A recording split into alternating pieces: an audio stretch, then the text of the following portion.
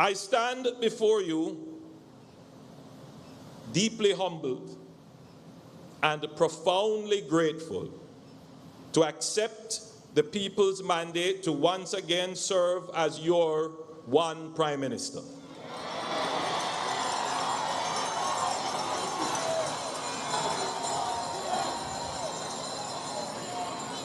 I consider it the greatest privilege, and I do not take it lightly. The third term is not a laurel to rest upon. It is a summons to continue to serve with vision, wisdom, and integrity, more diligently, more inclusively, with even greater urgency. Thank you for your trust. I will honor it by working even harder for you.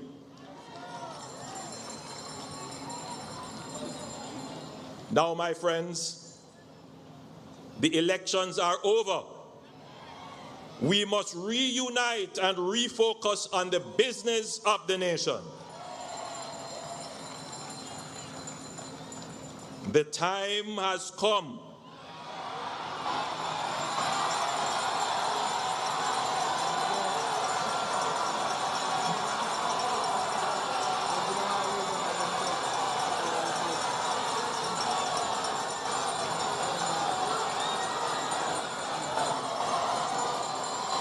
where we must get over the thrill of victory and the agony of defeat, put aside haughtiness and bitterness, unfold our arms, unclench our fists, retract accusatory fingers, and embrace each other.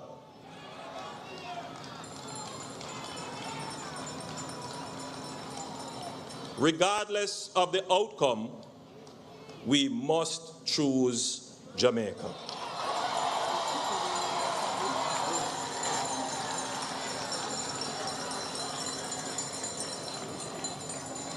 I recommit to leading an inclusive and consultative government. I extend my hand to the leader of the opposition to create a space for the national interest. Mark, let us partner together to complete the work we started on making Jamaica a republic.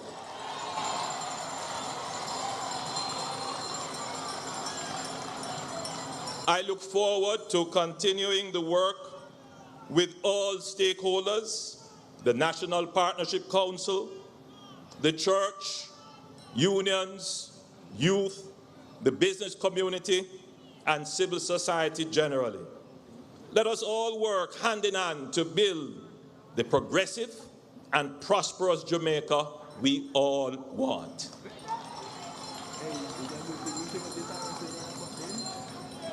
Over the past 9 years, we have walked a challenging but rewarding path together. When we took government in 2016, Jamaica was weighed down by 120% debt to GDP. Unemployment was stubbornly high at 13.7%. Wages were low, poverty was high, crime was rampant, public infrastructure was crumbling, public services were weak, hope was dim, and confidence was low. Together, we changed that trajectory. Together, we made Jamaica a story not of decline, but a story of renewal. Step by step, year by year, we worked with discipline and determination to repair the damage of decades of mismanagement and misadventures. We brought order and stability to the public finances. We cut the debt to GDP in half to now 62.4%, restored fiscal credibility and balanced budgets, without imposing new taxes, created hundreds of thousands of new jobs, giving our people new opportunities to work and prosper and reduce unemployment to historic lows of 3.3%. We almost tripled the minimum wage and gave the largest pay increase to the public sector. We cut poverty in half, cut murders and crime in half to 30-year lows. We significantly increased spending on infrastructure, education, social welfare, health, waste management, and public transportation, all contributing to the period of highest consumer and business confidence. As proud as I am of our achievements, I do not stand before you today to recite them as if they were the destination. What we have achieved so far has simply been to repair the breach and correct decades of mismanagement and misadventure, and undo the consequences of reckless policies that nearly broke this country. We have stabilized the ship, set the destination, and laid the foundation upon which we must build a greater vision. We have only begun to scratch the surface of Jamaica's immense potential. We are destined for more.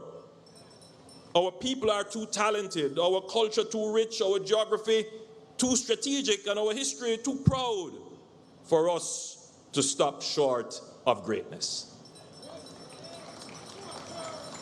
This term, the next chapter, is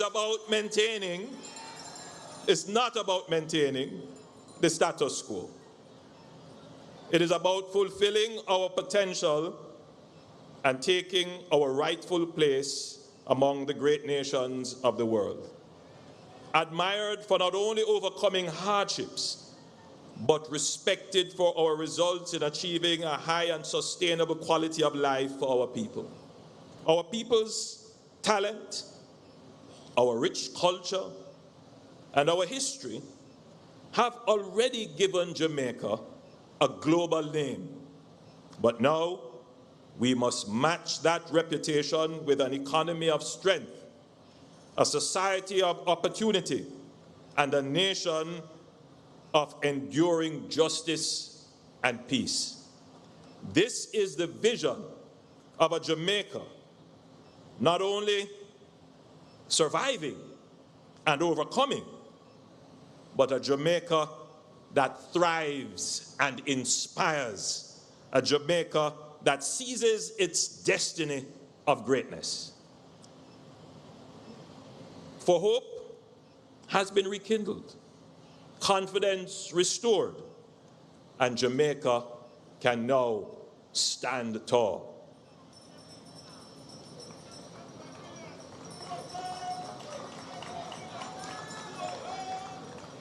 The vision of this government in this next chapter is to spur economic growth. Growth that lifts every household across the length and breadth of Jamaica out of absolute poverty. Sustained economic growth will end absolute poverty in Jamaica. We can and we will end absolute poverty in Jamaica.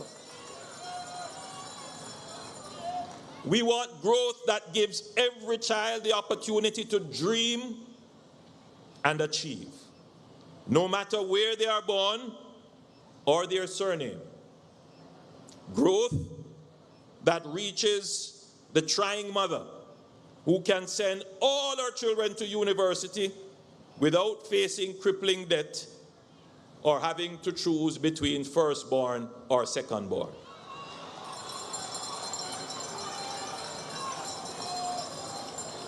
Growth that reaches the farmer who now has reliable irrigation, storage, and a market for his produce. Growth that strengthens our healthcare system, which in turn keeps our people well and productive. Growth where tourism is even more integrated in our economy, where world-class resorts thrive along community tourism, and where the benefits reach every corner of Jamaica, from farmers, entertainers, to the taxi operators and the craft vendors. We want growth that inspires our Jamaicans in the diaspora, not only to send remittances, but to confidently invest their time, talent, and resources in building their homeland, Jamaica.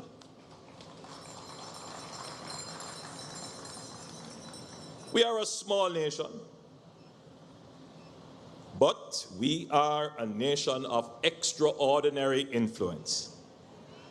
Few countries of our size can claim the global reach that Jamaica enjoys. Our athletes dominate the biggest stages. I want to acknowledge Oblique, Kishane, Tina, Orlando, Tyler, and all the members of the Jamaican contingent who participated in the World Athletic Championship. And I also want to make a special acknowledgement of Shelley and Fraser Price, who carried the Jamaican flag with dignity and excellence. Our music echoes in every corner of the world. Our scholars and professionals carry the Jamaican flag into university, boardrooms, and institutions across the globe. Our culture, it is not just admired, it is lived, celebrated, and imitated by millions. The next chapter of Jamaica's journey must be about converting this unmatched global influence into a pillar of our economy.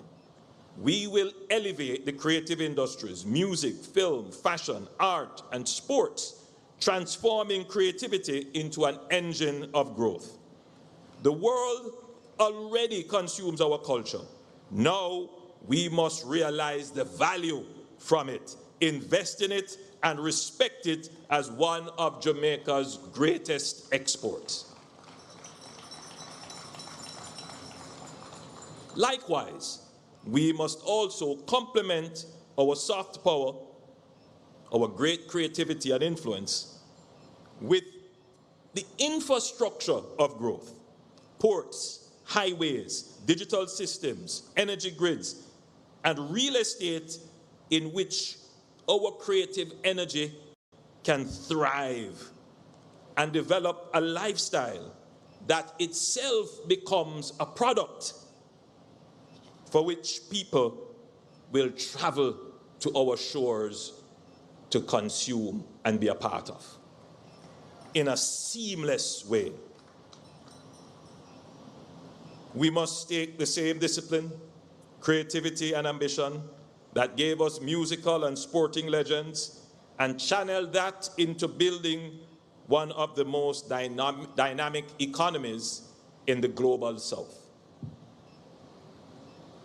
Geography has always been one of Jamaica's greatest assets. Situated at the gateway between North and South America, at the intersection of the world's busiest shipping lanes, Jamaica is perfectly positioned to be a hub of global trade.